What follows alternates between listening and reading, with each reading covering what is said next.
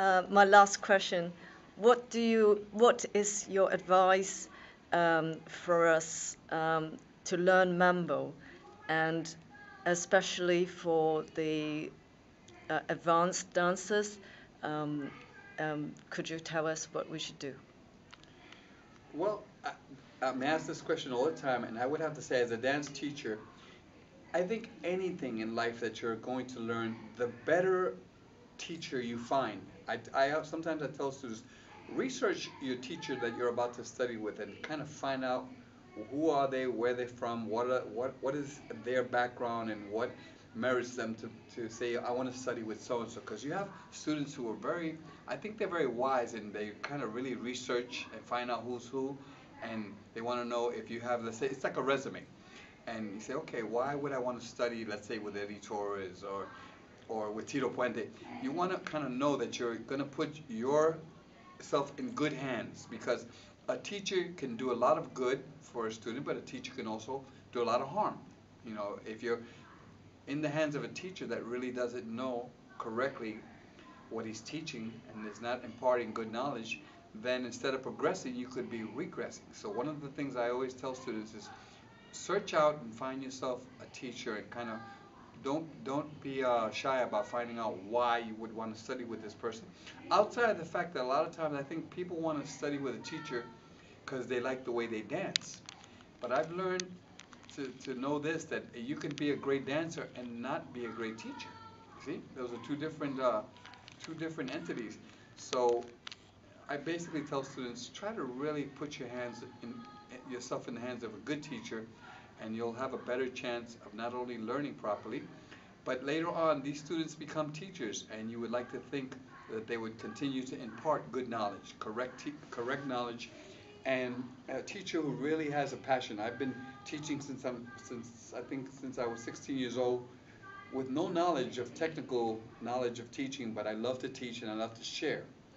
And so I think what makes a good teacher is a teacher who really loves to share knowledge and takes the time with patience, and understand that if you're a teacher, you know, you're going to work with people who have lots of talent or good ability for learning, and then you're going to work with others who are probably very slow and don't pick up as good. So I'd say that's one of the key things I tell students. Find yourself a good teacher.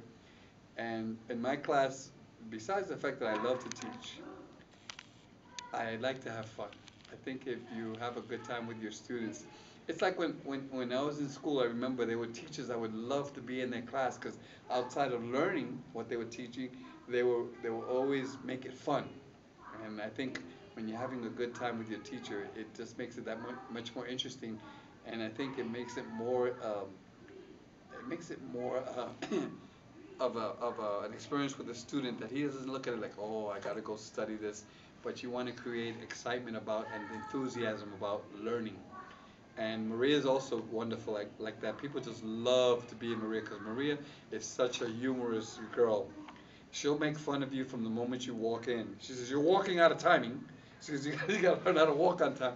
And Maria makes people feel very comfortable, and I try to do the same. I try to add a little humor to my class, and when I see something funny, I laugh. I laugh at myself, and I let people know, hey, come. This is a learning environment, and I says, believe me, as long as I've been teaching, I still learn myself every day.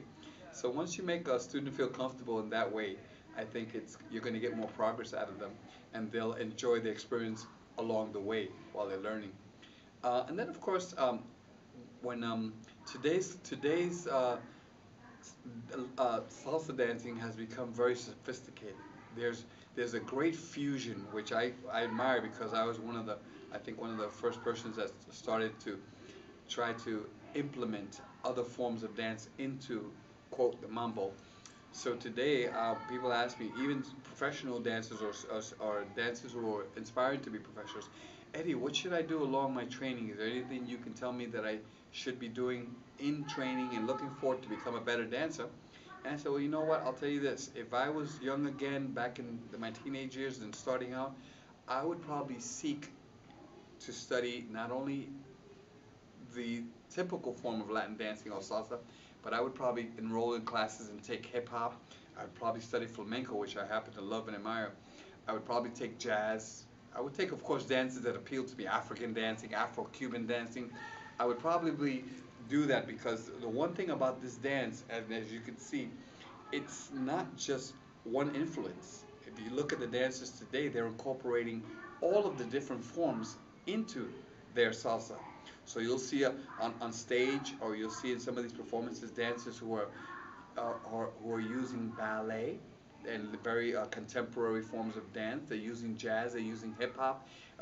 It's amazing. And for me, I love to see that because I think any time that you can acquire knowledge in different forms of dance, especially if the dance appeals to you. I would say I would probably not be one that would run out and take a ballet class because it just doesn't draw my attention. But I see flamenco and and I happen to have a grandmother from Spain, which I found out as I was growing up that my grandmother's from Madrid. I said, no wonder I would hear this flamenco music and something inside of me would just get so excited. But I would probably study the forms of dance that appeal to me. I love hip hop and I love, all these dances that I see, the jazz, and I'd say today there's so much knowledge, and sometimes they're always asking me, Eddie, would you judge our dance contest? And I refuse because I said, no, you know what? What I know is the street dances and the form that I have been teaching, but I don't feel qualified to sit down and watch somebody who's doing these incredible adagios and all these movements from different forms of dance. I said, I don't feel qualified to be a judge, and I wouldn't feel I'd do justice as a judge trying to judge forms of dance that I'm not really familiar with. So it's not that I don't, actually, I don't really care for judging that much, and throughout the years, I've seen there's so much injustice in a lot of these judges that I have had the experience of watching and being part of. So I'm never comfortable with that. Now, back in the day, I would judge contests, but it was nothing mere than just the street dancing that we grew up with. So that I knew, and that's what I felt comfortable with. So I always felt comfortable judging in my early years at these clubs and at these events. But today, I think judging a judge these days, I think has to be an educated person, not just because he's a great dancer. That I don't think that really qualifies you to say that you'd make a great judge either. So that's one area that I think needs to be addressed, and I think they should set up some qualification guidelines for judges these days. So a judge should be able to look at something like, for example, if they ask me to judge a gymnastics event in the Olympics, I'd say, what do I know about gymnastics? So I would say a judge should be somebody that's aware and knowledgeable in what he's judging. So getting back to my advice to the up and coming and all these, the amazing thing is that years ago, you knew Ten Shines and you were like the king of the floor. These days, these dancers and these young dancers, they're coming up so quick and they're learning so fast, and the level is just so amazing that in one year I see dancers who study from one year to the next, and they go from like here to here, and I'm saying, my goodness, it's amazing how much development I've seen in a short period. And it's all because now, again, since this whole teaching system that has been started, which I started back in the early 70s, has now become very sophisticated. But then I see that there's a real positive side to that, and there's also a side that I don't think is that positive. And that's that because now people, I think they take a few classes and they right away become teachers. And a lot of times I hear things that teachers say and things I read about or things I see on the YouTube and I say, my goodness, it's amazing how a lot of people are just claiming all these things that they claim with authority, and a lot of it I don't agree with a lot of the philosophies, and sometimes I think they make things so complicated. I remember something which the lady who taught me music theory, which I love to always give her credit, because people, they seem to think that I invented the whole concept of dancing on two. I said, no. I says, I was a street dancer who met a lady by the name of June Laberta, who was a ballroom teacher, and this lady took the time to sit me down and teach me how to understand my street dance and put it into a structure, a structure for teaching. She taught me all about the little I know about music, and how to explain what you do and to name steps. And she helped me along that whole knowledge that I've acquired throughout the years.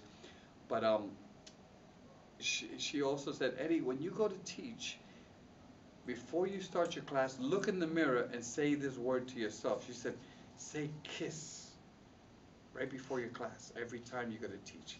And I looked, I said, June, what the hell is kiss? What does that mean? I'm going to look in the mirror and say kiss. She says, well, as a teacher, that's going to remind you to keep it simple, stupid.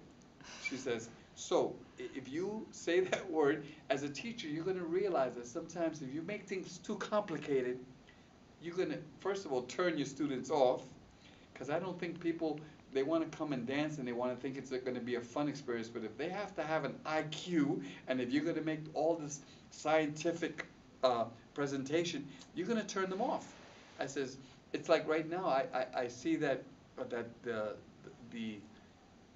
the whole scene has gotten so sophisticated, and I'm saying, well, goodness, I think today it's like you have to be intellectually prepared to come out there and learn, because things have gotten so complicated and sophisticated, which is cool, but it's at the same time, I think dancing should really come down to let's have fun.